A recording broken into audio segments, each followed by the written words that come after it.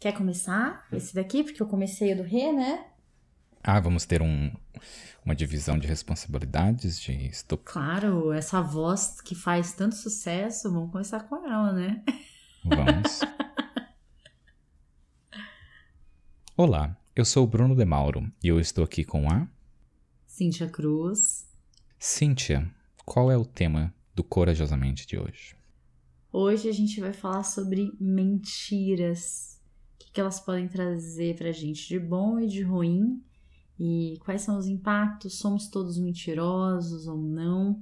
E antes de entrar exatamente nesse tema que pode não parecer, mas estou bem empolgada para falar sobre mentira. Antes de qualquer coisa, gente, eu queria fazer 2 agradecimentos aqui especiais. Queria agradecer a Ju Miranda, que é uma amiga minha muito querida, mandou um feedback muito lindo sobre os episódios aqui do podcast. E a Thaís Mariano, que é também não só minha amiga da família, né? Sou madrinha da Isabel, da filha dela, enfim. E ela também, enfim, mandou um monte de áudio, falou que tá adorando e tal. E é bom demais, assim, pra mim e para o Bruno, a gente perceber que tem tantas outras pessoas que gostam do que a gente faz, que se impactam com esse trabalho, que estão aqui com a gente, né? E a gente tem estamos batendo marcas muito legais de podcasts, né, Bruno? Estamos. Eu não estava preparado para esses agradecimentos porque nós recebemos aqui está o nome também, da Hilary Narzetti. Recebemos um feedback. Sim, conheço Hilary, maravilhosa. E ela mandou uma sugestão de um tema que não estava na nossa lista, que é o tema relacionado ao ciúme. E eu pensei, como que a gente não tinha colocado esse tema na lista? Então, Hilary, obrigado pela sugestão de tema e pelo feedback que você mandou também. Ai, que delícia. E assim, gente, vou semanalmente trazer os agradecimentos, porque a gente recebe muito feedback, mas a gente acaba não falando aqui, né? Então, queria começar com a Thaís. E quais são as marcas que o Corajosamente bateu? De Mauro, gente, é uma pessoa de números, uma pessoa que... E ele tem um dado que é quantos episódios, qual que é a marca lá dos episódios que a gente já bateu? 3% dos podcasts do mundo, 1%, não? Cintia, você tem que me preparar que a gente vai começar a cobrir essas informações, porque eu não tava esperando nada disso. Eu tava preparado pra gravar o tema. Você falou assim esses dias, 1% só de todos os podcasts do mundo atingem, como que é? 21 episódios? Ou não passam do 20º episódio? Isso, exatamente. Existe uma pesquisa com a média de podcasts do mundo. A maioria dos podcasts, 99% dos podcasts acaba antes de completar 21 episódios. E estamos gravando aqui o episódio número 22. O que isso significa que estamos entre o 1% do mundo em podcast. Obrigada, minha gente. Obrigada, Bruno. Temos que falar aqui que já gravamos mais que 22, mas não gostamos de alguns que gravamos, então não irão ao ar, vamos regravar. Porque aqui é assim, se você ouviu o episódio de perfeccionismo, sabe que a gente é todo cagado e quer ser perfeito e tá tentando melhorar e vamos continuando gravando do melhor que a gente pode. Exatamente, gente. Então é isso, estamos com marcas maravilhosas, com pessoas lindas ouvindo os episódios. Minha irmã me mandou mensagem hoje falando que descobriu hoje que a gente está no YouTube também, o que eu achei uma afronta, o que eu achei uma grosseria, achei uma loucura da parte dela, então... Caso você esteja ouvindo a gente pelo Spotify, quer ver a cara do Bruno de Mauro, dessa voz que você tanto ama, vai lá no YouTube, vê a barba maravilhosa que ele tem, vê a cara dessa pessoa, né? Então, estamos no YouTube também. Agora a gente pode entrar no tema mentirosos e mentirosas de todo o Brasil. E do mundo, porque a gente não tá só no Brasil. Quero fazer uma pergunta. Vale mentir nesse episódio, Cíntia? Vale. Puta merda. E aí, depois a gente pode fazer um outro episódio falando, ou uma enquete lá no Instagram perguntando qual você acha que foi a maior mentira falada nesse episódio? Não vale a gente começar assim, porque as pessoas não vão acreditar em nada que a gente vai falar aqui. Vamos não mentir e vamos fazer um acordo assim. Se a gente falar algo que é mentira, a gente tem que dizer que aquilo foi mentira. Então vai ser um podcast 100% honesto. Se a gente vê que tá mentindo, a gente fala, talvez eu tenha aumentado um pouco essa história aí e a gente tem que confessar. Isso. Mas, eu quero começar com uma pergunta já. E aí, essa não vale mentir. Eu quero saber, Bruno, qual foi a maior mentira que já contaram pra você? Esse era um... Eu não queria trazer isso já logo de cara, mas... Não sei como não trazer, porque essa foi a maior mentira que já contaram pra mim. Que é, eu estava em um relacionamento uma vez, sem número, sem nome, sem cor de cabelo, sem identificação nenhuma, evitando processos na vida. E essa pessoa no relacionamento mentiu sobre uma doença. Então criou uma doença falsa, disse que ela estava doente. E isso foi por alguns meses que isso durou até eu descobrir a verdade. Nossa, gente. Já começamos assim, né, gente? Feridas expostas. A minha não foi tão séria igual essa, porque eu acho essa uma mentira séria, né? Assim, foi uma mentira séria. Essa é uma filha da putagem do caralho. Nossa. É muito coisa de filme, né? Sabe? Invento, negócio. Mas quando eu tinha uns 12, 13 anos, eu tinha uma amiga e ela... Lembra que... Não, você lembra que a gente tinha aquele negócio de telenamoro por telefone e tal, não sei o quê. Ela falou que conheceu um menino lá no tele, sei lá o quê, e ele era de uma cidade vizinha e tal. E até aí, beleza, estamos todos acreditando na história, né? Enfim. Só que aí, a coisa começou a tomar uma proporção, assim, tipo, sei lá, porque o fulano tá na lanchonete tal, vamos, não sei o quê. Chegava lá, ele não tava. Passava um carro lá, eu acho que era ele, não sei o que. Aí no outro dia, a gente não tinha celular na época, né? No outro dia, ele me ligou, ele, sei lá, parece que teve que ir embora, não sei o que, nananã e tal, enfim. E beleza, estamos levando a sério a história. Um dia a gente tá num lugar, assim, numa festa, não lembro como é que era, estamos saindo, passou por mim, assim, um menino super bonito, assim, a gente tava meio saindo da festa, ele tava chegando. No outro dia, lá, aquele cara, sabe aquele menino? É amigo do fulano, tava com ele na festa, não sei o quê. Eu sei que eu fiquei toda encantada por esse menino imaginário, porque... E como que a gente descobriu toda a história que era tudo mentira e tal? Porque em algum momento ela falou que ele tinha carro, que ele dirigia, e aí a mãe, acho que foi a minha mãe, na verdade, falou, não, peraí, né? Elas têm 13 anos, um cara que tem carro... Tem que chamar a polícia. Que história é essa, né? Quem quer se... E assim, nunca ninguém viu o tal do menino e tal, enfim. E aí eu sei que... Não lembro exatamente como, mas descobriram que era tudo mentira e tal. Mas, de fato, ela falava com alguém nesse tele alguma coisa aí, porque a mãe dela, nossa, pagou assim uma fortuna, porque era caro, lembra? Você pagava por minuto e tal. De conta de telefone, não sei o que. Mas assim, foram... Eu sei que quase assim... Eu acho que não foi meses, foi tipo um ano essa história, sabe? Esse negócio, assim. Então, enfim, foi... Que eu me lembre, assim... Eu acho que essa foi uma das mentiras, assim, mais complexas e sérias que me envolveram, né? Que eu me lembro, assim. E agora que você veio com essa pergunta, eu vou fazer uma outra aqui. Que é, qual é a maior mentira que você já contou, Cíntia?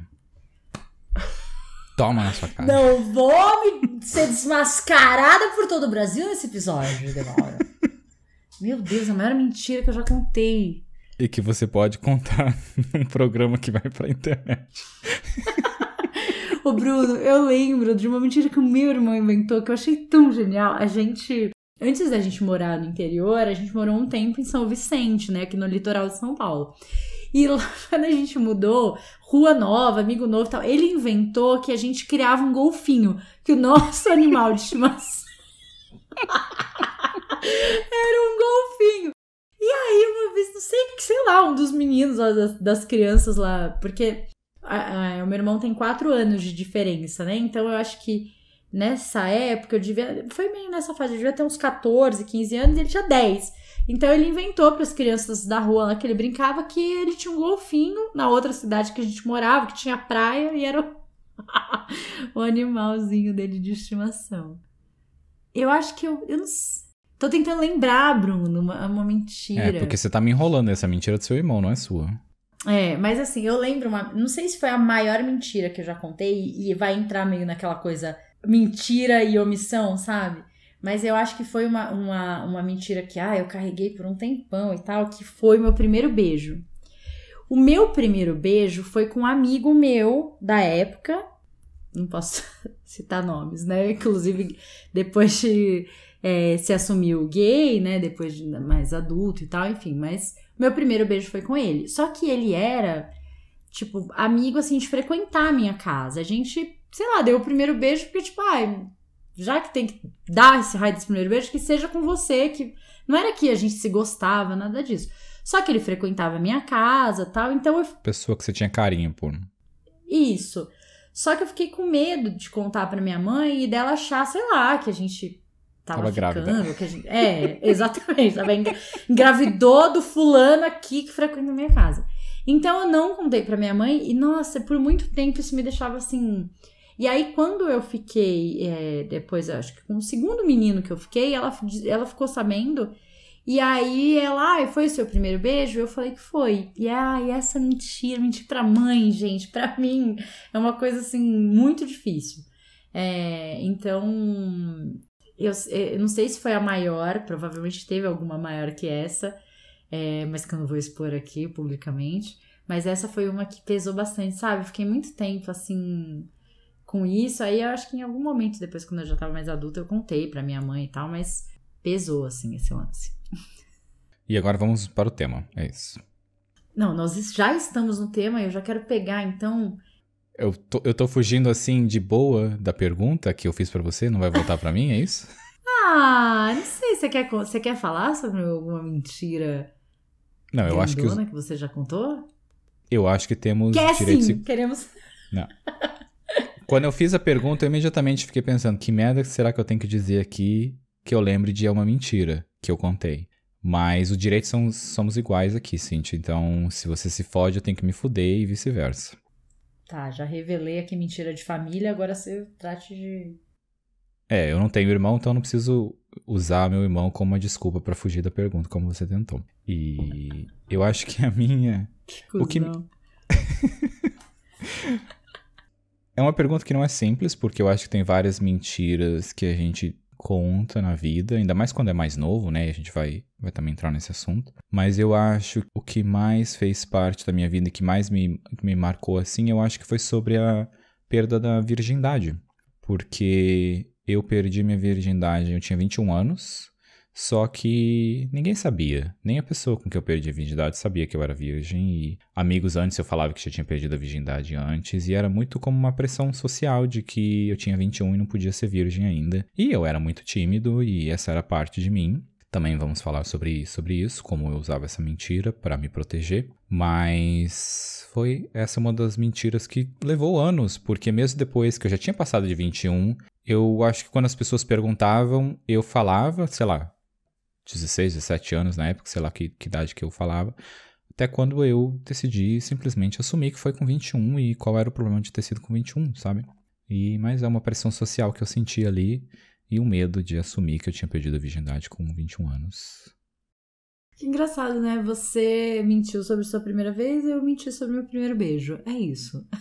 É isso. Porque mas no meu caso não era tanto uma pressão social. Eu acho que eu fiquei preocupada mesmo com essa coisa da minha mãe fantasiar que podia ter rolado alguma coisa e tal, enfim, né? Sei lá. A sociedade, né? Pressionando a gente aqui. Por que a gente mente, Bruno? Você tem uma ideia, assim? Por experiência minha, eu digo que eu mentia... Eu tive uma fase da minha vida em que eu mentia, então mentia muito, e eu acho que eu vou usar isso como um exemplo. E eu mentia pra me proteger da minha realidade, porque a minha realidade era difícil pra mim de aceitar. Então, mentir e contar histórias pras pessoas não era exagerado, eram histórias de que me colocava num lugar normal, como os meus amigos tinham uma vida normal, me protegia e cuidava de mim, mas também me machucava. Porque era algo exaustivo e algo demandava muita atenção e eu acho que até uma das razões que eu não conseguia construir relacionamento com as pessoas era porque eu não conseguia ser honesto, né? Eu não era honesto comigo e não era honesto com as pessoas. Então eu acho que essa é uma das razões porque as pessoas mentem. Agora todas as outras 5.000 eu não sei. Ó, eu trouxe uma resposta técnica aqui, né, gente? A gente quer projetar de uma maneira diferente do que de fato a gente é, né? Então a gente acaba usando a mentira muito pra isso. Queremos ser aceitos, admirados, queremos convencer ao resto do mundo de que até os nossos defeitos podem ser legais. E a partir do que a gente acha que os outros estão esperando da gente, a gente se adequa e vai contando muitas vezes essa mentira baseada nessa, como você falou, né? Nessa ideia de que, eu acho que se eu falar tal coisa, as pessoas vão me aceitar melhor, então eu vou mentir. Se eu falar que eu perdi a virgindade com 15, acho que eu vou ser mais aceito ou bem aceito, então vou contar essa mentira. Se eu falar que eu criava golfinho quando eu morei na praia, a galera da rua vai me achar mais interessante do que eu de fato sou, né? Então, a gente tem essa coisa, muito dessa mentira, essa mentira normal, vamos colocar assim, porque depois a gente vai falar da mentira patológica, né? Mas essa mentira normal, ela entra nesse lugar de querer se projetar de uma maneira diferente. Às vezes para se defender, como você falou, né? Às vezes porque Gente, temos um gatinho aparecendo no Mauni totalmente fazendo parte do Corajosamente. Totalmente ensopado. Se você está no YouTube, você vai ver ele. Tá molhado. Tava lá fora e tá chovendo. Então eu acho que tem essa coisa da aceitação social, da gente se proteger e também da gente querer, às vezes, criar essa realidade que a gente não tem acesso ou que a gente não tem. Então, normalmente as crianças e os adolescentes, eles mentem muito sobre onde eles moram, o que eles já viveram, o que eles têm, o que eles já tiveram de brinquedo, de não sei o que e tal. Porque, às vezes, essa realidade que eles vivem, né, não é tão interessante, ou eles não acham que é tão interessante, aí fica esse sofrimento em cima disso.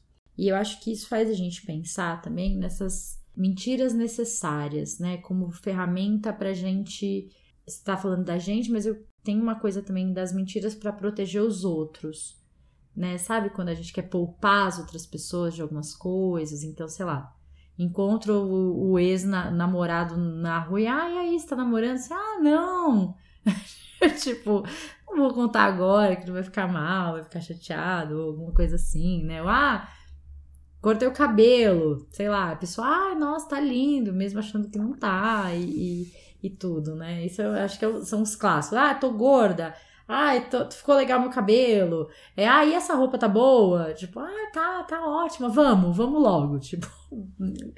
Então, acho que a gente usa, de alguma maneira, as mentiras, algumas mentiras, essas mentirazinhas, elas são necessárias para essa manutenção das nossas relações. Porque a gente tá empatizando, às vezes a gente tá preocupado com o que o outro vai sentir.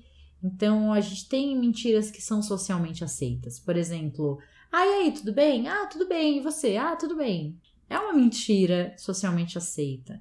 Nem sempre tá tudo bem, né? Está tudo bem. Não tem nada errado, nada. Mas que a gente se acostumou porque facilita, né? Se todas as vezes que você perguntar, e aí, tá tudo bem? A pessoa falar, então. Na verdade, não. Porque meu gato tomou chuva, agora ele vai ficar molhado, e aí não sei o quê. Cara, não tem... Sei lá, a gente não consegue seguir, né? Nesse ponto que você falou do cabelo e da roupa, eu aprendi algo que é uma resposta que na verdade é uma resposta honesta, que é o que se você me pergunta sobre o seu cabelo ou sua roupa, é tipo, o que você tá sentindo sobre isso? Você gostou do seu cabelo? É isso que importa. A minha opinião, se eu gostei ou não importa. Tudo bem que talvez eu seja importante e você queira saber a minha opinião, mas no final é tipo, você está feliz com o seu cabelo? Está, então eu estou feliz com o seu cabelo. Pode estar uma merda, se você está feliz, é o que importa. E você sabe que uma vez eu cortei, a primeira vez que eu cortei meu cabelo curto, porque assim, eu sempre tive cabelo cacheado e meu cabelo sempre foi comprido porque eu conseguia domar melhor o meu cabelo comprido. Eu sabia lidar, o jeito de lavar e tal, e tava, enfim, né? E aí, conheci uma pessoa maravilhosa, incrível, que entende de cacho e tal, e aí ela falou, cara, vamos arriscar alguma coisa, vamos testar. E eu, ai, mas cabelo curto. E ela, na época, cortou, tipo, aqui, assim, sabe? Bem curtinho, mas ficou... E ficou super cacheado. Nossa, eu tava tão feliz, sabe? Quando você tá, assim, apaixonada pelo cabelo.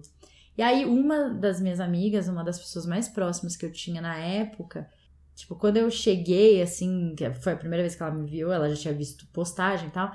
Aí eu, o cabelo, né? E aí, você gostou e tal? Ela falou assim, ficou legal, mas aquelas fotos que você postou realmente não estavam te favorecendo, né? Nossa, Bruno. Tipo, nossa. Não é que eu me arrependi de cortar o cabelo, não foi nada disso, mas foi assim, tipo, meu Deus.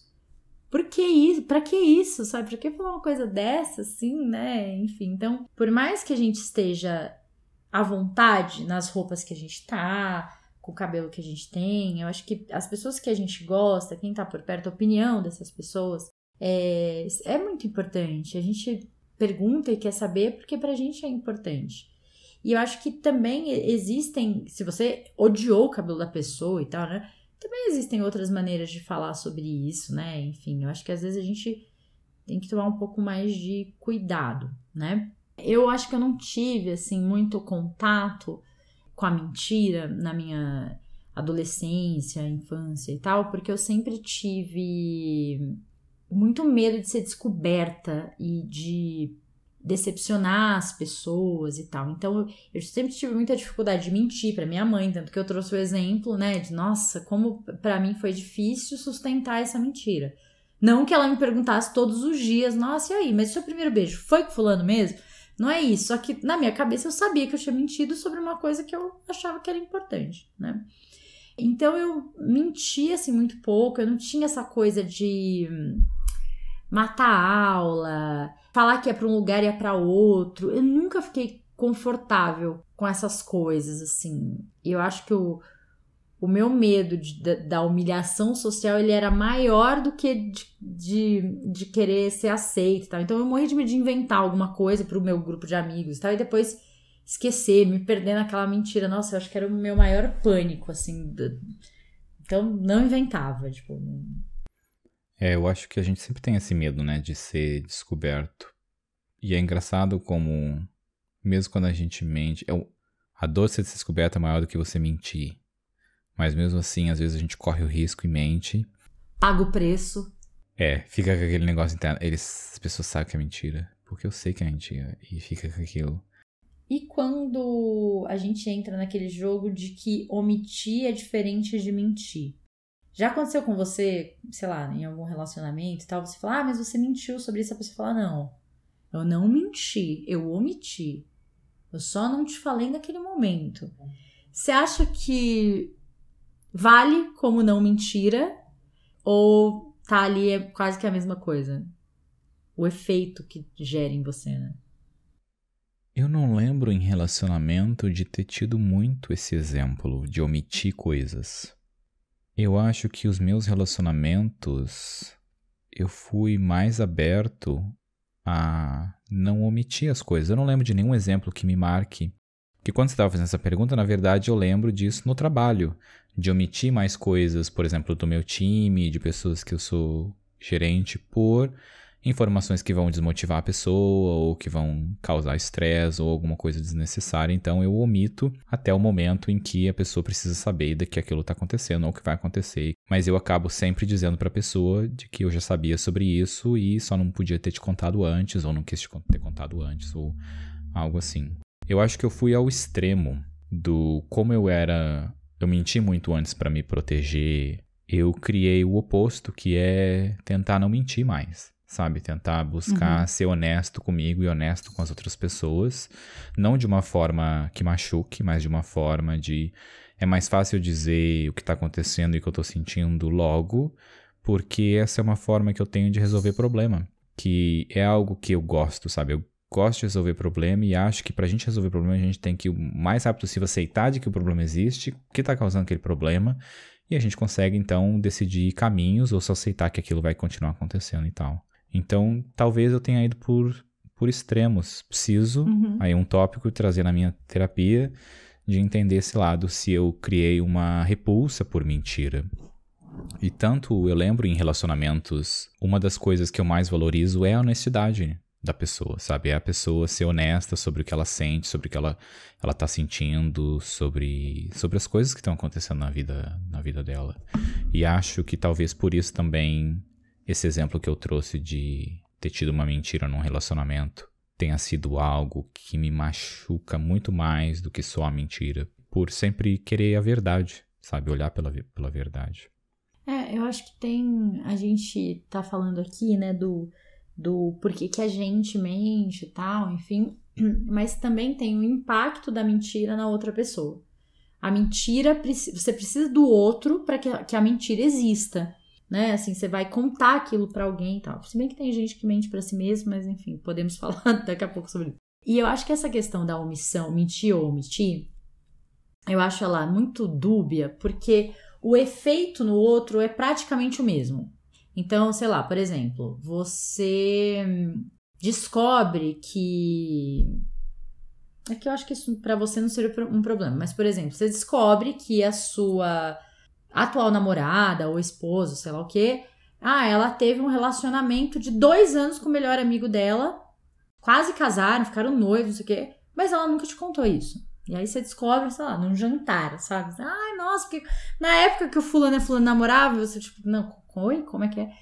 E aí a pessoa vira, não, mas eu nunca menti pra você nunca me perguntou se eu nunca menti. Mas omitiu, mas a sensação que você tem é de que foi enganado do mesmo jeito, como se a pessoa tivesse mentido, né? E às vezes a gente entra, então, ao invés de você mentir sobre alguma coisa, você cria um outro caminho ali e vai omitindo certas informações. Estou pensando mais em relacionamentos do que no trabalho, tá? Porque eu entendo esse lugar. Eu acho que muitas vezes uma gestão tem coisa que ela vai represar mesmo de informação e faz parte até às vezes do cargo, né? Mas nos relacionamentos, assim, o impacto, a sensação de estar sendo enganado do outro, me parece que é a mesma quando você mente diretamente ou quando você prefere o caminho da omissão e mas você nunca me perguntou e tal, nunca falei, enfim.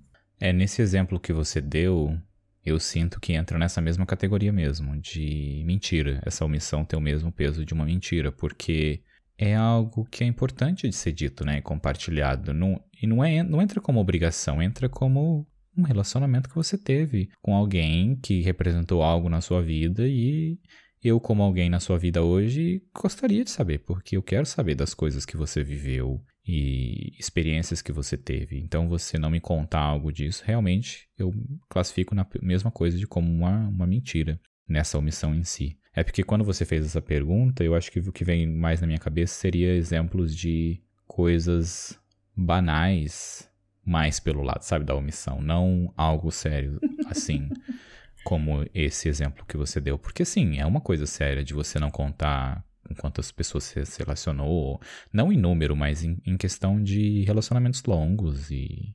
enfim, é isso. Mas, isso também é uma questão de perspectiva, né? Assim, do que a gente acha que é uma coisa séria, do que a gente acha que não é uma coisa séria. Por mais óbvio, sei lá, talvez vocês que estão ouvindo a gente pensem, não, isso é uma coisa importante, falar... Outras pessoas acham que, gente, sei lá, já foi, né? Então, enfim, né? Mas o que eu quero que fique frisado aqui é o impacto que esse nosso comportamento de mentir ou de omitir vai ter nas pessoas que estão envolvidas aí nisso tudo, né? Então, se a gente está pensando é uma linha muito tênue na mentira socialmente aceita e nessas mentiras necessárias, tipo, sei lá, pra que eu vou ficar contando pra fulana todas as pessoas que eu fiquei? Não precisa disso, né? Assim, é uma informação que ela não precisa nesse momento. Isso vai cair como uma mentira para as pessoas que você se relaciona. Isso vai soar como algo está sendo escondido. A gente não tem honestidade de verdade nessa relação, né? É delicado. E aí isso puxa um outro ponto que é sobre honestidade, né? Assim, o que... Antes da gente mudar, eu lembrei de um exemplo sobre algo que foi omitido de mim. Eu estava num relacionamento com uma pessoa e essa pessoa omitiu que tinha feito homenagem antes na vida dela. E pra mim foi algo assim, por que você não me contou isso antes, sabe? Algo tão importante e gostoso e você não compartilhou Poxa antes. vida, né? Que merda! Caralho, velho.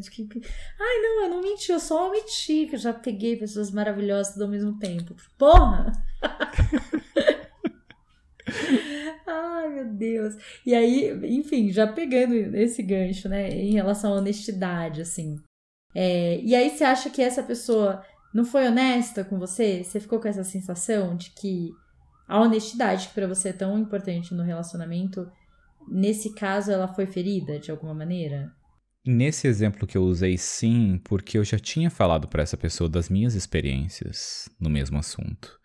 E aí eu pensei, por que a pessoa não se sentiu segura naquele momento, sabe? Se eu estou dizendo algo que pra mim é natural, o que leva aquela pessoa a não se sentir segura o suficiente pra também compartilhar aquela experiência naquele momento, sabe? Ou um tempo depois. Porque foram anos depois de eu ter compartilhado a minha experiência sobre isso que a pessoa disse que tinha feito. Na minha cabeça eu fiquei pensando, o que mais será que ela omitiu de mim, sabe? Foi algo pequeno, não algo tão importante assim, algo do passado também, mas era algo que essa pessoa via como vergonha. Então eu entendo esse lado dessa omissão mais pela vergonha. Fico triste que demorou para ser compartilhado, mas sim, eu sinto que talvez existisse mais coisas que essa pessoa talvez não tenha me contado por vergonha ou por qualquer outro motivo. Uhum. Eu acho que isso abre uma brecha bacana da gente pensar assim, qual que é o limite da honestidade nas relações, né, assim, e eu tenho pensado muito sobre isso porque é muito interessante, na clínica, na psicoterapia, né, tem uns movimentos dos pacientes, é muito comum acontecer assim, sei lá, 2, 3 pacientes estarem passando por coisas parecidas, assim, né? O ser humano, enfim, passa por situações, por problemas e tal, muitas vezes, enfim, muito parecidos e tal, e eu tô com essa coisa, assim, alguns pacientes questionando de um jeito ou de outro o nível de honestidade na relação, assim, até onde vai essa ideia. Então, sei lá, eu tenho um paciente que tá com essa ideia de que na relação a gente tem que ser 100% honesto com o parceiro, ele tem que saber tudo, tal, e aí isso gera muitos desafios, né, porque tudo o que exatamente? Todas as feridas, todas as dores, todas as felicidades, todas as preocupações, todos os medos, e onde fica a sua individualidade, o que é só seu, sei lá, as partes ocultas que você tem do seu eu que você prefere, enfim.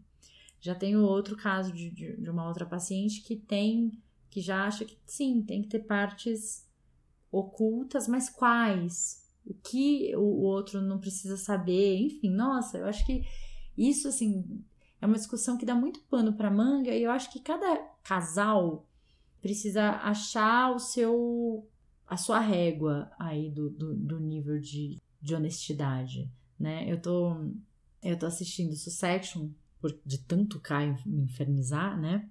E aí, uma das personagens, eles é uma família muito rica, né? São bilionários e tal. E ela vai casar, a herdeira. E aí ela faz o contrato lá de pré-nupcial, né? Aí o noivo dela fala assim, nossa, a minha advogada, né, viu lá o contrato, só que não tem nada sobre infidelidade no contrato, tipo, né, se for infiel, rompe o contrato. Ela falou, porque não precisa. Nossa, a gente não precisa disso, né? Aí outra coisa, sei lá, o que acontece em alguma viagem de trabalho que a gente faz não importa muito, né? Aí ele faz assim, ele fala, mas eu quase não faço viagem de trabalho. Ela faz... Ele fala, mas eu quase não faço viagem de trabalho, né? E, tipo, no outro episódio, ela tá indo pra Washington fazer viagem de trabalho. Então, enfim, assim, eu acho que quando eu penso na coisa da mentira, me vem muito na cabeça relacionamento, assim, amoroso, afetivo, porque tem essa coisa, né, da traição, do que é traição, do que não é, o que a gente tá escondendo do outro, o que a gente tá omitindo pro bem do outro, o que é uma mentirinha que vai fazer, tá tudo bem, vai fazer a relação ficar melhor, ou o que é grave, né? Às vezes pra você, nossa, que bobagem, não contei porque é uma bobagem. Pro outro aquilo tem um super peso, então é um reloginho difícil de ajustar, né? E aí, ainda nesse tópico de relação, como que é você hoje numa relação? Porque eu vou dar o meu exemplo e quero ouvir o seu, que na minha parte eu vejo que o mais rápido possível eu quero mostrar eu mesmo pra aquela pessoa, sabe? Quem eu sou pra aquela pessoa. Não quero ocultar sobre homenagem, não quero ocultar sobre relacionamentos, não quero pretender ser alguém de uma característica normal, entre aspas, pra entrar num relacionamento. E o mais rápido possível eu já quero me mostrar como eu mesmo, com os meus defeitos e qualidades que eu vejo. Como você se vê hoje quando você entra num relacionamento, seja de amizade ou de amoroso, porque é essas duas categorias que eu quero cobrir nessa pergunta. Eu acho que eu senti, assim, no meu relacionamento maior, eu senti que eu sempre tive muitas partes veladas, assim, muitas partes que eu sentia que não seriam bem aceitas na relação, e eu acho que isso foi muito corrosivo e destrutivo pro relacionamento, assim, porque chega uma hora que a gente se sente aprisionada, só que é numa prisão que a gente mesmo construiu, né? Porque você vai ocultando coisas sobre você, guardando, achando que o outro não, sei lá, não vai aceitar, não vai... E chega uma hora que você fala, meu Deus, né? O tamanho da gaiola que eu construí, igual o João de Barro, sei lá, se enterrando viva, né? E aí hoje, assim, eu acho que principalmente em relação a experiências sexuais, as coisas que eu já tive, né? Então hoje no relacionamento que eu tenho, ele sabe que eu já vivenciei muitas coisas e tal, mas ele não quer saber no detalhe, tipo, ele sente que ele não precisa saber no detalhe. Eu já sou super curiosa, né? Eu quero saber, me conta quando foi, como foi e tal, enfim... Não é uma coisa que me incomoda ou me deixa insegura e tal, enfim. Mas ele já tem um lugar já. Eu acho que é importante que eu saiba que sim, você já fez certas coisas, já experimentou certas coisas, mas eu não quero saber detalhes e tal. Então, acho que a gente tem que também aprender a respeitar um pouco, porque neste assunto de experiências sexuais, em outros, nossa, quer saber tudo e tal. Então, tem alguns limites aí que a gente vai também entendendo na relação, né? E em relação a amigos, eu acho que tem pessoas que eu conheço e que não sei, eu acho que cada amizade tem um ritmo. Tem pessoas que eu conheço que 3 dias depois eu já contei minha vida inteira, a pessoa já... Cara, é isso, quero pra mim, ninguém solta a mão de ninguém, vão ficar juntos pra sempre. E eu já tenho outras amizades que são, sabe, um pouco mais lentas e que tem um outro ritmo. E que a pessoa vai me descobrindo aos poucos, né? Assim, nossa, não sabia que você tinha tido essa experiência, que aconteceu isso com você, me conta e tal. Já tem outras pessoas que é isso, uma semana a pessoa já sabe a vida inteira, já contei tudo, todos os detalhes, as angústias e tal, enfim. Que é o seu caso, né, Bruno? Esses dias uma amiga me perguntou, né? Nossa, mas... Né, minha amiga um tempão, tipo, mas de onde é o Bruno? Nunca ouvi falar do Bruno. De onde veio o Bruno? Bruno veio da vida. Nos apaixonamos loucamente, somos muito amigos, sabe, da minha vida inteira. Temos um podcast juntos, é isso. Não dá pra explicar muito, né? Bruno talvez seja amigo imaginário, porque a Cíntia nunca viu, então talvez eu nem exista. Gente, o Bruno, assim, você que está ouvindo a gente, eu e o Bruno, a gente não se conhece pessoalmente. A gente não se conhece, nos conhecemos esse ano e vamos registrar para vocês, tá? Um momento... Eu entendo esse lado e eu sinto que algumas pessoas não têm espaço pra mim no começo, pra eu ser eu mesmo no começo. Acho cansativo esse tipo de relacionamento de amizade, não só tô falando de amoroso, porque é algo de que eu acho que eu me contive por muito tempo na minha vida e coloquei uma máscara por muito tempo, que de novo vai a esse extremo hoje de que eu não quero perder tempo com máscara e me sentindo contido em relacionamentos com as pessoas, sabe? Então eu sinto que pessoas que eu não consigo me sentir eu mesmo, eu tenho pouca energia para me dar naquela relação de amizade. E é engraçado, porque tem pessoa que você conhece e, assim, de cara, de alguma maneira, você já sabe que você pode ser você mesmo. Que você... Cara, é isso. Essa pessoa aguenta as minhas sombras e minha luz, minha sombra e tal. Mas tem algumas pessoas que você demora um pouco pra perceber, ou que você já de cara fala, putz, acho que não vai rolar aqui e tal, enfim, né? E também tem níveis de intensidade, assim. Eu acho que quando eu gosto de alguém, eu sou uma pessoa intensa, eu quero a pessoa perto, eu faço um esforço, sabe? Assim, de não, vamos jantar, vamos arrumar um tempo, enfim, dentro do que eu consigo, né? E tal, mas eu entendo muito essa coisa de quando a gente já sente de cara que a gente não tá cabendo, né? Naquela amizade, naquela relação, você fala, nossa, não gosto desse lugar desconfortável, de me sentir apertada no lugar, eu não quero. Pelo amor de Deus, não quero. A mentira, ela pode ir para um lugar de patologia, né? Assim, ela pode ir para um espaço que é mais sério, que é essa coisa da mentira compulsiva, né? Então, a gente tem a mitomania, é assim que chama, quando alguém é um mentiroso compulsivo.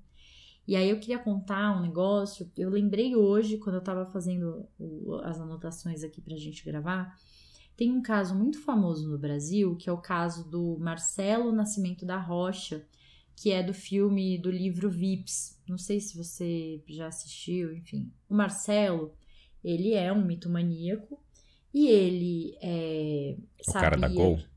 É o cara da Gol, exatamente. Ele sabia dirigir helicóptero, sei lá, e ele chegou numa festa de helicóptero falando que ele era o filho do dono da Gol, um dos herdeiros da Gol e tal, e todo mundo acreditou porque ele chegou de helicóptero lá, enfim. E aí tem várias coisas que ele foi mentindo, nossa, ele, enfim, enganou um monte de gente e tal. Só que uma vez eu vi um documentário sobre ele, eu não lembro se era sobre ele, mas a Mariana Caltabiano, que é a jornalista que escreveu o livro dele, não sei se ela é jornalista, enfim, mas ela que escreveu o livro dele. Então, a história dele é muito assim, eu fiz o curso, tirei o brevet não sei aonde. Vai lá, não tem registro nenhum do brevet. Não, na verdade, aí ele conta uma história que não sei o que lá. Então, assim, o cara sabe dirigir helicóptero, ninguém sabe direito como, mas ele sabe, porque ele, né, dirigiu. Isso é uma coisa que todo mundo viu. Quando a Mariana tava... Eu não sei se foi no período que ela tava escrevendo o livro, os 2 irmãos dela morreram no acidente que teve aqui no aeroporto da TAM, né? Daquele avião da TAM que caiu ali do aeroporto de Congonhas. Não sei se você lembra desse caso, mas foi horrível. Lembro sim. E ela perdeu os 2 irmãos dela, morreram no acidente.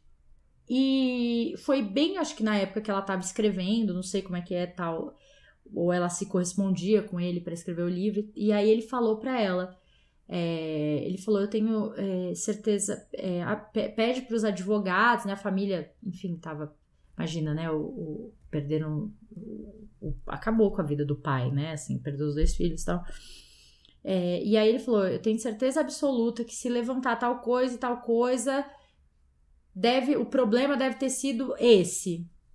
E aí, na época, eles estavam, né, tentando entender com a TAM aquela confusão toda e, se eu não me engano, o que ele falou lá do que poderia ter acontecido, qual era o problema e tal, de fato era. Então, é muito louco, assim, ninguém sabe direito de onde veio o conhecimento que ele tem de aeronaves e tal, mas ele tem. Então, enfim, né. Mas voltando e eu falei dele porque ele é um caso, assim, nossa, super famoso aqui no Brasil de mitomania que chegou num nível, assim... Mas tem um filme dele também, né? Fizeram um filme com a história dele. Tem o filme e tem o livro que foi a Mariana que escreveu. Mas assim, normalmente a mitomania, ela vem num lugar, assim, a pessoa mente muito sobre ela. Mente sobre a história dela, sobre as vivências dela, as coisas, né? Sempre tentando florear, melhorar a própria história e tal. Ela não vai mentir sobre alguém, porque não é sobre o outro, é muito mais sobre ela. E normalmente eles são pegos porque eles vão se misturando também naquela história, vão se perdendo um pouco para sustentar certas mentiras, eles têm que esconder muita coisa da vida real. Então, como que você vai conhecer os irmãos da pessoa e não vai ficar sabendo, enfim, de tudo que a pessoa inventou. Então, normalmente eles escondem a família, a casa de fato onde eles moram e tal. Então, às vezes, assim, em certos casos é mais fácil você perceber, em outros nem tanto. E mitomania, assim, se você, sei lá, tá ouvindo a gente, fala, nossa, tem alguém na minha família assim, tem, sei lá, sou assim, né, enfim. Confrontar o mentiroso, o compulsivo, nunca é o melhor lugar, porque você tem que entender que quando a mentira chega nesse nível patológico, é num nível de sofrimento, é num nível de criar uma realidade paralela, tem alguma dor ali sendo ocultada, né? Então, tem que ser uma conversa muito mais de, olha, tô percebendo isso daqui, o que tá acontecendo, por que você não me contou a história inteira e tal. Pra pessoa se armar menos, porque se você for sabe aquela coisa, vou desmascarar na frente de todo mundo, porque não sei o que, não vai ajudar a pessoa a realmente perceber que aquilo virou um problemão e que precisa ser tratado, né? Nos processos terapêuticos, psicoterapêuticos, a mitomania é cuidada muito nesse lugar de porquê, né? O que você tem que esconder com tanta mentira? Separar o que de fato é real daquilo que a pessoa... Porque a pessoa se perde, né? Chega uma hora que ela mesma já, enfim, não sabe direito onde ela tá nessas histórias todas e tal, enfim. Eu acho que todos nós temos alguém em algum momento que passou pela nossa vida que tem esse problema, né, de criar mentira e ser compulsivo quanto a isso. E é tão compulsivo que é no ponto de ser exagerado, né, de você saber que é mentira, de que não faz sentido o que a pessoa tá dizendo. Não é uma mentira boba de tá tudo bem.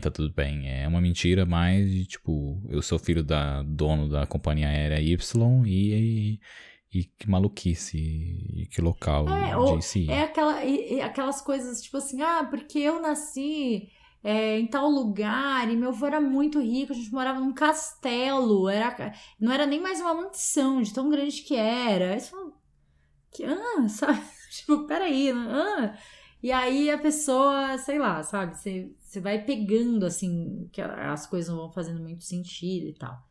Eu tenho casos, assim, eu já tive casos de pacientes que se envolveram com pessoas, assim, com questões muito sérias em relação à mentira, assim, de, sabe, 3 anos de relacionamento baseado numa história, nossa, totalmente...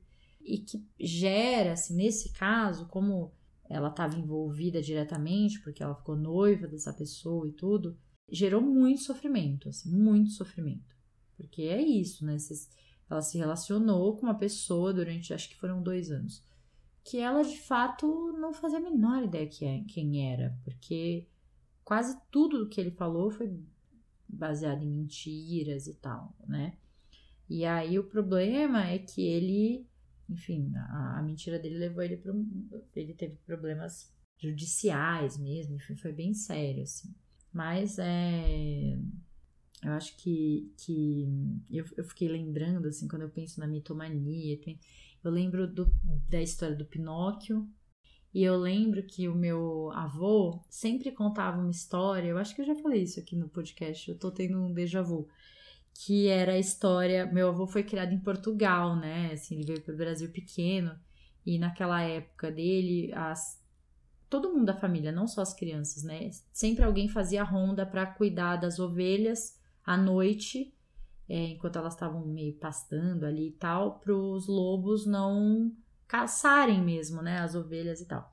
E aí ele contava uma história que era muito óbvio da infância dele, assim, que era o menino, toda vez que estava brincando sozinho, perto da aldeia, ele começava a gritar o lobo, lobo, lobo, e todo mundo vinha correndo, pegava a espingarda, a enxada, tipo, chegava lá, ele ria, tipo, é mentira e tal, não sei o que, até que um dia, de fato, tinha um lobo e o menino morreu. A história que eu vou contar. Puta que pariu. Pra gente, né, tipo, história antes de dormir. E aí o menino morreu, então ele sempre falava, né, não pode mentir, porque quando de fato for verdade, as pessoas não vão acreditar. E aí, assim, agora eu tô pensando aqui, claro que eu cresci, né, gente, com esse desespero de ser descoberto e tal. No fundo era... Você tinha medo de morrer mentindo. Mas não é isso, né? Eu acho que, assim, todas essas histórias antigas, elas têm uma coisa muito do... Nessa história específica, tem a ver com confiar no outro e o quanto as pessoas confiarem na gente, às vezes é importante pra nossa vida, pra nossa sobrevivência. E aí, se a gente for minimizar e trazer mais pra vida real, assim, sabe aquele amigo que, ai, nossa... Não preciso te ver, tô com um problema, nossa, muito sério, mas não sabe o que aconteceu. Aí você já vai com aquela angústia, tipo, nossa, o que aconteceu? Chega lá, então, aqui foi apresentar o projeto e não foi tão legal. Aí você fala, nossa, caralho, né? É isso?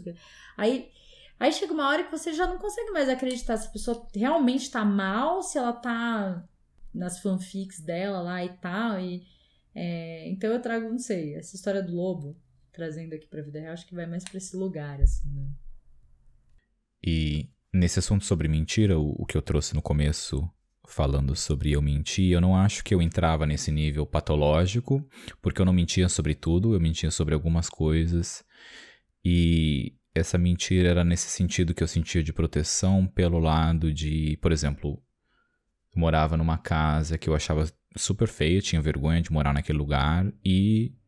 Sempre que algum amigo queria ir na minha casa, eu inventava alguma mentira e contava alguma coisa que não era verdade, porque eu não queria que ninguém fosse nessa casa, que eu tinha vergonha de viver nela. E eu vivi nela por 10 anos, então foram 10 anos mentindo criando alguma mentira sobre as pessoas irem lá. Pra não levar nenhum amigo. Isso. E aí, quando amigos queriam ir viajar ou queriam ir sair pra algum lugar e eu não tinha dinheiro pra ir, eu mentia ao invés de falar a verdade de que eu não tinha dinheiro ou não podia ir. E acabava sempre algo que me fazia me sentir mais normal do que alguém que tinha problemas e só não conseguia falar sobre esses problemas porque eu tinha vergonha também de ter esses problemas e de me encaixar num local diferente dos meus amigos de colegial e de antes do colegial também. Então, servia muito para me proteger, me colocar nesse ambiente comum e relacionamentos também, porque eu acho que eu mencionei aqui já, o meu pai foi alguém que fez o aborto masculino e foi embora quando a minha mãe estava grávida e ela me criou sozinha. Então, eu não tinha uma família estruturada normal e a minha mãe é de uma geração que seria normal entre muitas aspas e a minha mãe seria uma das primeiras gerações que... era alguém que era considerado divorciada ou mãe solteira e ainda tinha a visão das pessoas olhando como isso negativo e algo como não sendo bom e como isso afetava ela e como me afetava e como que é uma mãe solteira criar um filho e como eu tinha problemas na escola, professores que não entendiam que eu não tinha pai e falavam coisas que não se devia falar para uma criança e como eu mentia sobre coisas assim também, que era para evitar ter que explicar ou ir, né, acessar um local que me machucava, sabe? Então a mentira era uma proteção que não precisava acessar ali onde eu não queria acessar. Eu falava aquele negócio superficial, a gente mudava de assunto e tava tudo bem, eu seguia a vida. Mas essa não é o tipo de mentira do lobo. Não. Eu acho que a mentira do lobo, o caso da pessoa que você teve um relacionamento, que me mentiu sobre a doença, aí eu acho uma mentira mais do tipo lobo. Porque é uma mentira, assim, pra conseguir alguma coisa específica. Então, sei lá, no caso da história, ele mente pra se divertir, né? Porque aí ele mobiliza as pessoas, aí elas chegam lá, não é bem isso. O caso do seu relacionamento, com a questão da doença, claro que imagino que não foi pra ela se divertir, né? Mas foi pra... Ela inventa uma mentira para mobilizar você ou mobilizar outras pessoas em prol de algo que ela quer. O seu, você não queria mobilizar ninguém. A sua mentira era para, tipo, desmobilizar, inclusive. Tipo, estou mentindo porque eu não quero ninguém voltado para esse tema, né? Os objetivos são diferentes aí, né? E o exemplo dessa mentira no relacionamento, sim. Eu acho que eu até hoje não sei porque essa pessoa mentiu e criou essa história na nossa relação. A gente já estava junto por alguns anos antes disso acontecer e isso durou alguns meses. Mas eu lembro que era uma parte porque com essa doença, essa pessoa tinha um acesso maior a coisas e eu fazer coisas para essa pessoa que eram coisas que ela gostava. Por exemplo, tomar banho junto é algo gostoso, mas eu não gosto de tomar banho junto todas as vezes. E essa pessoa, num exemplo simples aqui, né, gostava de tomar banho junto, então, como ela tinha essa doença, que dos sintomas era você desmaiar, então a gente tomava banho junto mais regularmente, entre outros exemplos, sabe? Essa é uma simplificação. E eu acho que uma parte minha precisava muito, depois que eu descobri, entender por que essa mentira existiu e por que isso tudo aconteceu. Nunca descobri, nunca vou, e não é algo que me atormenta mais. Mas eu acho que, por causa disso ter acontecido também, eu me voltei muito a estudar mais sobre a mentira, sobre o impacto da mentira, sobre causa, sobre tudo. E uma das coisas que eu descobri sobre a mentira e que explica muito como eu me senti naquele momento, e acho que pelo primeiro ano, foi que as nossas conexões, por exemplo, se você está num relacionamento há 1 ano ou 2 anos com uma pessoa, as suas conexões neurais funcionam, são todas conectadas. Então, aquelas verdades que acontecem no trabalho, que acontecem no seu relacionamento, são todas conectadas e tá tudo ali ligado e tudo funcionando bonitinho. E quando você tem uma parte dela como essa, que é uma pessoa que mentiu pra você por um período determinado e é uma mentira tão importante, que machuca tanto, ela não afeta só essa pessoa e esse relacionamento que você tem. Ele afeta todos esses anos de experiências que você teve e todos os anos anteriores também que você acabou misturando nessa parte de memória no seu cérebro com essa experiência nova que você viveu. E aí fica um buraco, né? Fica um buraco. E uma mentira causa esse desmoronamento que você começa a quebrar todas essas conexões, você não sabe mais o que é verdade, o que não é verdade, o que é realidade, o que não é. E isso se aplica a tudo, até a sua própria personalidade você não sabe mais o que é seu e o que não é seu, porque você não entende mais o que é real e o que não é. Então, a mentira é muito foda nesse impacto todo que causa com a pessoa. E talvez para quem esteja mentindo não esteja um impacto tão grande assim, porque a pessoa acaba criando essa mentira, né? Eu não posso dizer pelo lado da pessoa que mente, porque eu não me senti sendo alguém assim, então talvez tenha impactos muito maiores e nós somos bichinhos muito complicados, não é uma forma tão simples de explicar ou de sentir, mas pelo lado de quem sofreu com essa mentira, eu sei que é algo horrível e demora anos para você conseguir realmente assimilar o que está acontecendo e confiar em você mesmo como uma pessoa e experiências. Você acha que dá para perceber quando alguém tá mentindo para você? Eu acho que quando você tem um relacionamento longo com amigos, você consegue identificar quando a pessoa tá mentindo. No trabalho, por exemplo, é algo também que dá para... Porque é um período de... Você aprende a ler a pessoa, sabe? Então, eu acho que quando você aprende a ler a pessoa, dá para você identificar, só que não é tão simples assim, né? Porque eu, por exemplo, confio nas pessoas. O que você me diz, eu pego como verdade. Se você tá mentindo ou não, é um problema seu, porque é você que tá contando essa história. Então, eu acho que antes eu ficava muito mais tentando observar se eu ia pegar uma mentira sua ou o que você tava me dizendo era mentira. E hoje eu tô muito mais cagando se o que você tá me dizendo é mentira ou não. Eu acredito que seja verdade. E vou por esse lado. Gato escaldado, né, gente? E você, o que você acha dessa pergunta? Então, eu acho assim, as pessoas adoram essa ideia de poder... Nossa, me ensina a ver a mentira no que o outro tá falando, né? A gente tem, assim, não sei se você segue ou acompanha, mas tem o canal Metaforando no YouTube, né? Que é do Vitor Santos, que é um perito em... Como é que ele fala? Linguagem corporal e codificação facial, né? Ele estuda isso e tal. E, nossa, as pessoas... O canal faz tanto sucesso porque toda vez que tem algum barraco na mídia, assim, fulano traiu ciclana. Aí fez aquele vídeo pedindo desculpa. Ai, nossa, não era minha intenção. Aí ele pega e faz essas análises, né? Ele analisa também criminosos, famosos e tal, e as pessoas ficam muito curiosas. E existe, assim, quando a gente fala no termo de pesquisa mesmo sobre a mentira, é bem complicado quando a gente tem um senso comum de que sabe quando uma pessoa está mentindo. Então, assim, como que você sabe que ela está mentindo? Normalmente as pessoas falam, ela desvia o olhar, né? A pessoa não consegue sustentar o olhar quando está mentindo. A Coça o voz, nariz. Coça o nariz, tom de voz. Nossa, treme, não sei o quê, enfim, né?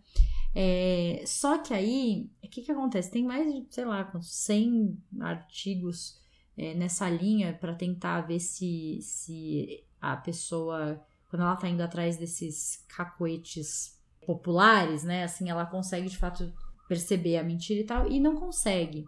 Se a gente ficar preso nessa ideia de que não consegue fixar o olhar, não consegue não sei o quê, você nunca vai perceber quando alguém tá mentindo, né? Então, o que eu acho que é mais desafiador, então, assim, tô falando de pessoas comuns, não de um cara, tipo o Vitor, que é um perito, que estuda microexpressão, né? A gente tem estudo sobre... a gente percebe quando alguém tá mentindo a partir das microexpressões, mas quando eu tô falando em microexpressão, não é um negócio que aqui você percebeu, quando eu vejo o seu vídeo, aí eu pauso, eu vou devagarzinho e tal.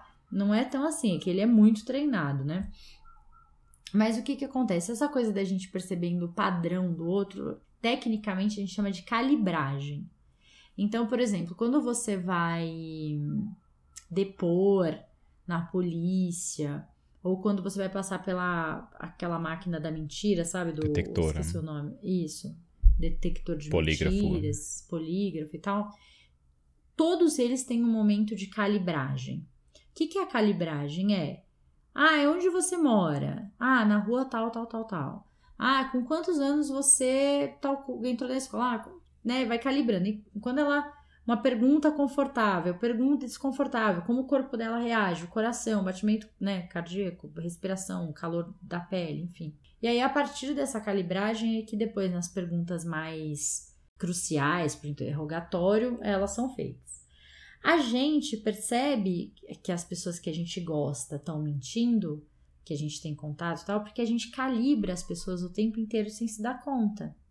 Então, tipo, sei lá, eu tô acostumada a conversar com o Bruno e todas as vezes que eu pego e falo, ele vai me contar alguma coisa importante, ele sempre tem um movimento de falar assim, cara, tomei uma decisão aqui de vida. Aí, o quê? Aí ele vem pra frente e fala, vou fazer tal coisa. Então, sei lá, ele tem esse padrão de sempre ele tá aqui, nananã, e aí ele vem pra frente. Então, às vezes, sem perceber, a gente não é que a gente conscientemente fala, nossa, o Bruno todas as vezes faz isso. Não, o seu cérebro, principalmente inconsciente, tá lendo isso, né? Tem essa cicatriz, né? Exatamente, ele vai marcando. Aí vai chegar um dia que o Bruno vai falar assim, nossa, tem que te falar um negócio super importante, né? E aí, o meu cérebro já tá esperando que ele vai fazer esse movimento. E aí, ele não faz, ele pega e fala assim, então, fiquei chateado com tal coisa. Aí o meu cérebro fica, opa, o que aconteceu, né? Fugiu daquele padrão. Então, muito das técnicas, né, da gente perceber movimento dos olhos, postura e tal, tá muito ligado a calibrar. Então, você precisa prestar atenção nesses padrões que a pessoa tem. Então, não é uma coisa que você desvenda rápido.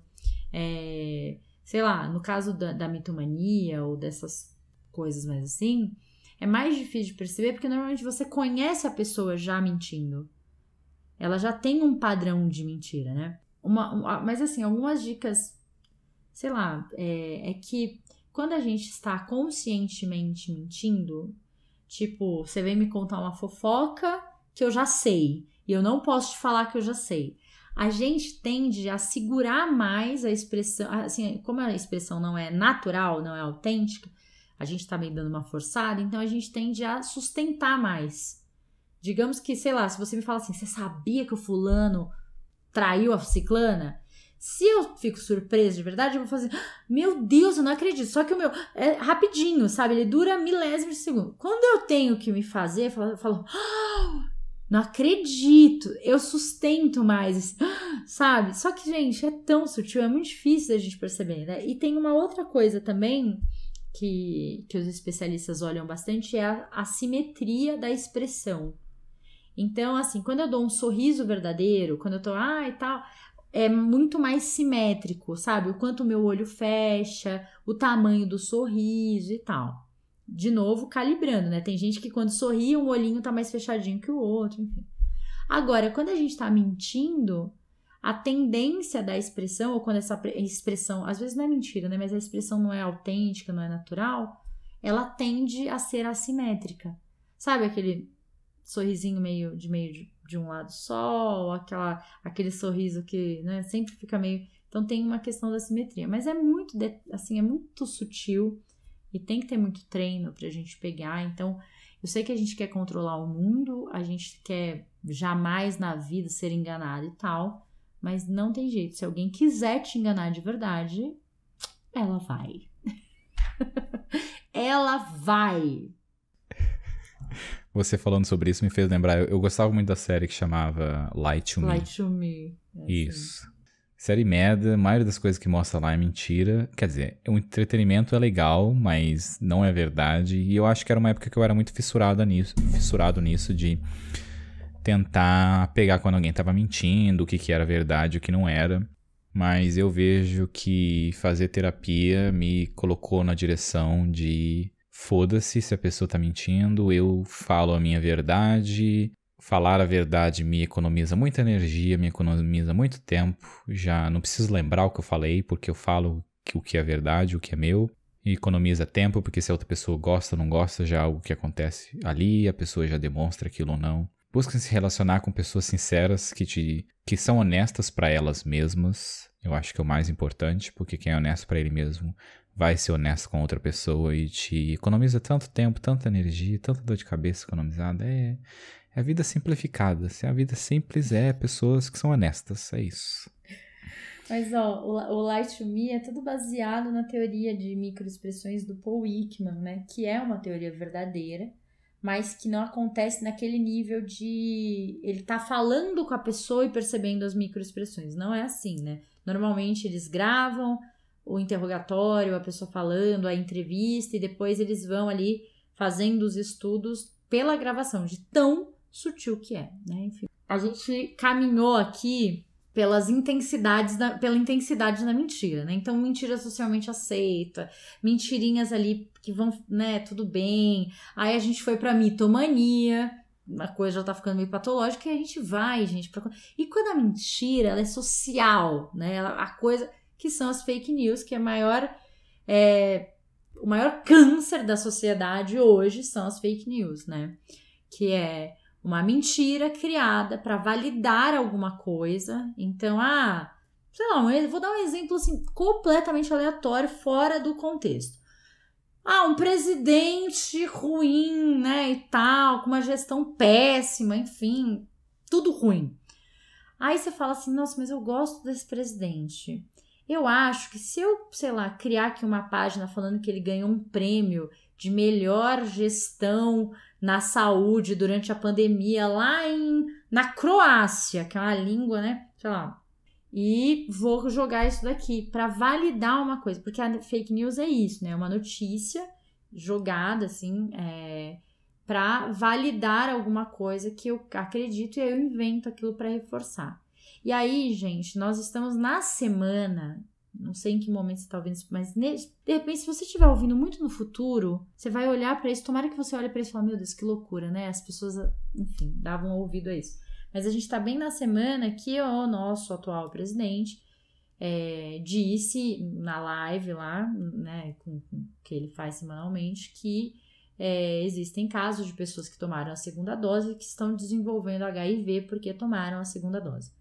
Então, assim, a coisa foi no nível tão grande, né, e séria, né, uma fake news, né, muito séria, que as redes sociais derrubaram, né, os perfis dele lá por um tempo, não sei se tiraram o vídeo do ar, como é que foi exatamente, enfim, de tão sério que é. Então, a gente tem, assim, e um movimento, ainda mais pensando nas eleições, né, Bruno, cada vez mais forte, de máquinas de fake news mesmo, dessas notícias serem divulgadas muito rápido e correrem pelo WhatsApp ou pelas plataformas, pelas redes sociais e tal, para validar essas coisas. E pensando na eleição, isso é muito sério, porque a gente tem um monte de gente que recebe a informação, não vai averiguar, não vai, enfim, consultar a fonte daquilo e sair replicando, e a coisa toma uma proporção surreal, né? Isso. Eu estava lendo uma pesquisa, eu vou tentar achar ela de novo e colocar na descrição. É uma pesquisa sobre quais são os grupos ou categorias profissionais que a gente mais tem confiança e grupos que a gente tem menos confiança. E os grupos que a gente tem mais confiança são, no topo, médicos. Então, médicos são as pessoas que a gente mais confia na opinião deles. Uma história aí salva a nossa vida, né? Quando a gente acredita nele, toma o medicamento. Por assim dizer, vacina. Mas não é isso que eu quero trazer. O que eu quero trazer é que o segundo grupo que a gente mais confia são o nosso círculo social. Então, esse é o poder da fake news também. O nosso círculo social sendo a segunda maior parte que a gente confia, quer dizer que quando eu te mando uma notícia... Eu levo a sério porque... Porque vem anexa a minha imagem e a minha validação social. E eu já me peguei fazendo isso. Já me peguei tirando screenshot de notícia com um título clickbait lá. E aí eu mandei para um amigo, ou mandei a notícia para um amigo. Depois, lendo a matéria, eu pensei... Não, essa notícia não tem nada a ver com o título. Aí eu fui lá, removi ou mando a mensagem de volta pra pessoa falando, não, na verdade esquece, esse título é só pra clicar mesmo e gerar view, porque não é verdade.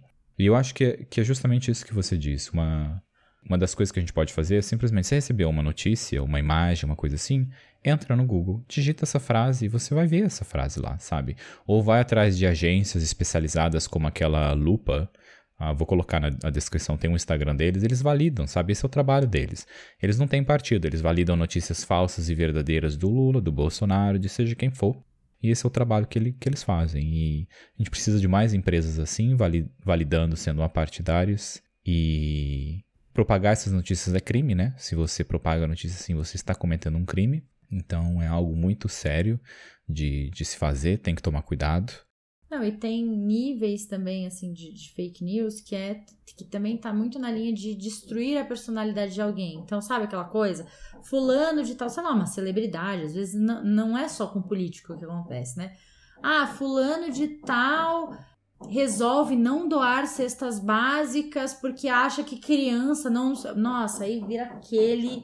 bafafá e não foi nada daquilo. Então a gente tem que, assim, acho que a gente tem que ficar atento. E o que é mais perigoso, Bruno, é que assim, sei lá, digamos que eu não goste dessa celebridade. Cara, quando eu leio essa manchetezinha, eu falo, tá vendo? Que escroto, não sei o que, aí já vou, mando pra... tá vendo? Você que gosta do fulano, olha aí, parou de doar a cesta básica pra... Tipo, gente, né? Cuidado, às vezes você vai ler de fato a matéria, tem erro de português, uma página toda, sabe, tá escancarado que o negócio não é verdade, né? Enfim, então eu acho que fake news é uma pauta importante, séria, que ainda mais pensando em saúde e eleição, né? Tudo que a gente passou por médicos falando coisas absurdas em relação à saúde, isso é muito sério, porque como a pesquisa que você trouxe diz, né, a gente leva muito a sério o que o médico fala, e a gente teve, enfim, casos aqui no Brasil envolvendo médicos e instituições, né, de saúde, enfim, muito sérios e tal, então é uma doença mesmo, né, é uma pandemia, uma outra pandemia que a gente vive em paralelo aí, que são as fake news.